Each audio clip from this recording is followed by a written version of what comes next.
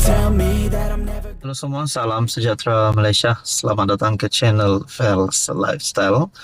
Tuan-tuan dan puan yang amat dihormati, Tita Sultan Ibrahim yang pasti menggemparkan seluruh kepimpinan politik, menggemparkan seluruh rakyat Malaysia. Melalui perkongsian daripada FMT bertarikh 20 Julai, Sultan Ibrahim Tita akan laksana tanggungjawab dengan jujur timbang rasa.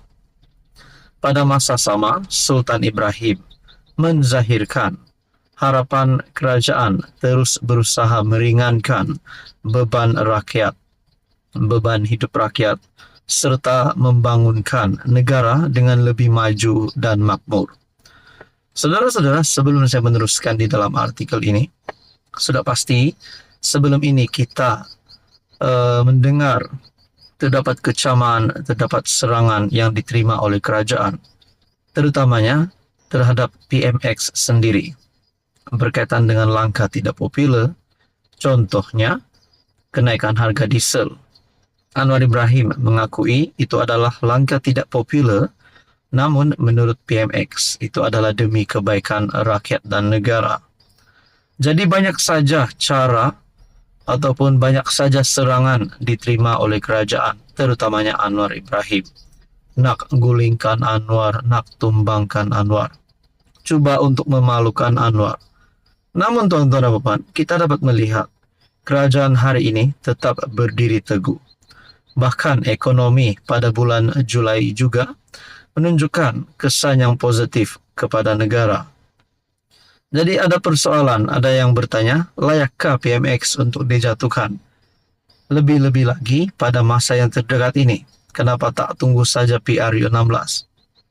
Jadi saudara-saudara, ini kemenangan baru untuk Anwar Ibrahim. Di dalam perkongsian daripada FMT, yang di-Pertuan Agong Sultan Ibrahim bertitah akan melaksanakan tanggungjawab diberikan dengan jujur, ikhlas dan adil, serta penuh timbang rasa kepada semua rakyat jelata. Titah Seri Paduka Baginda, ia demi menjaga kesejahteraan dan kedaulatan negara. Terlebih dahulu, saya ingin menzahirkan ucapan menjunjung kasih kepada Yang Maha Mulia, Raja-Raja Melayu yang telah memberikan kepercayaan dan penghormatan kepada saya untuk memikul amanah dan tugas sebagai Ketua Negara. Insya Allah, saya akan melaksanakan tanggungjawab yang diberikan dengan jujur dan ikhlas, dan memerintah dengan adil dan saksama, serta penuh timbang rasa kepada semua rakyat jelata. Demi menjaga kesejahteraan dan kedaulatan negara, Titah Sultan Ibrahim sempena istiadat pertabalan yang di Pertuan Agong ke-17 di Istana Negara. Pada masa sama, Sultan Ibrahim menzahirkan harapan agar kerajaan terus berusaha untuk meringankan beban hidup rakyat, serta membangunkan negara dengan lebih maju dan makmur. Sementara itu, Sultan Ibrahim menzahirkan penghargaan atas keberangkatan Sultan Brunei, Sultan Hassanal Bolkiah, dan isteri Raja Isteri Pengiran Anak Haja Saleha. Tuan-tuan, untuk artikel penuh Anda boleh lihat melalui FMT bertarikh 20 Julai 2024. Sekian saja, teruskan bersama di dalam channel ini. Halo semua, salam sejahtera Malaysia. Tuan-tuan dan puan-puan, ada satu persoalan yang menjadi perdebatan ramai orang, juga menjadi pertanyaan ramai orang, terutamanya penyokong PH dan PN. Kalau Anwar jatuh, siapa yang sepatutnya jadi Perdana Menteri seterusnya? Baru-baru ini pun saya ada buat tinjauan. Saya ada memberikan beberapa pilihan undian, yaitu Rafizi, Hamzah, Muhyiddin, dan juga Zahid. Namun itu hanya 4 pilihan yang saya sediakan. Sebenarnya ramai lagi calon yang boleh menjadi Perdana Menteri, asalkan ataupun syaratnya itu adalah pilihan rakyat. Contohnya, Ismail Sabri pun boleh jadi Perdana Menteri, mungkin Saifuddin Nasution, mungkin Nurul Iza, ataupun Dr. Wan Aziza, ataupun mungkin juga Tokmat. Kalau bahagian Perikatan Nasional pula ada yang kata Muhyiddin pun boleh jadi PM, Hadi Awang pun boleh jadi PM, Azmin Ali pun boleh jadi PM. Jadi sebenarnya ramai calon. Kenapa saya kata ramai calon? Sudah pasti penyokong PN mahu Muhyiddin ataupun beberapa nama besar di dalam PN untuk jadi Perdana Menteri. Begitulah juga bagi penyokong PH. Namun satu tulisan daripada Syahabuddin pada 19 Julai. Kalau Anwar dijatuhkan, tak semestinya Muhyiddin naik jadi Perdana Menteri. Adakah di sini harapan untuk Muhyiddin jadi Perdana Menteri sudah tidak ada? Lagi pula beliau hari ini sedang berhadapan dengan beberapa kes mahkamah.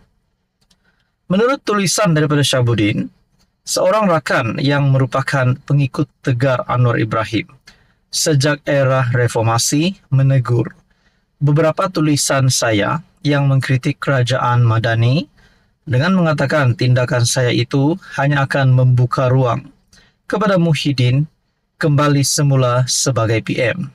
Katanya, jika Presiden Bersatu itu kembali sebagai PM, episod kegagalan selama 17 bulan sebelum ini akan berulang kembali. Wow, mungkinkah ini juga salah satu penyebab supaya Muhyiddin Yassin tidak jadi Perdana Menteri lagi? Mungkin bagi yang tidak meminati Muhyiddin, sudah pasti mereka tak nak Muhyiddin jadi PM. Tapi bagi mereka yang meminati pimpinan Muhyiddin, sudah tentulah mereka mahu Muhyiddin sekali lagi jadi PM. Di dalam tulisan ini, adakah itu yang kita mahu? Tanyanya kepada saya. Sambil menyebut Anwar adalah PM terbaik ketika ini, rakan saya itu juga secara terbuka mengatakan rakyat Malaysia harus mengekalkan Presiden PKR itu menerajui Putrajaya bagi tempoh 10 tahun atau selama 2 penggal. Saya hanya senyum mendengar keinginannya agar Anwar menjadi PM selama 10 tahun. Dalam hati saya berbisik, jangankan 10 tahun, nak habiskan penggal atau nak menang PRU akan datang pun rasanya Anwar sedar masih lagi tak cukup nafas mendepaninya. Dalam sejumlah komen dalam beberapa tulisan saya kebelakangan ini, ramai juga yang mengomen dengan maksud yang sama. Menurut mereka, adakah kita mahu Muhyiddin kembali sebagai PM? Keyakinan saya begini, baik sama ada Anwar dijatuhkan di pertengahan penggal atau akan ditumbangkan dalam PRU 16, Muhyiddin bukanlah pilihan pertama untuk diangkat semula sebagai PM. Beliau hanya antara pilihan, tetapi bukan pilihan utama.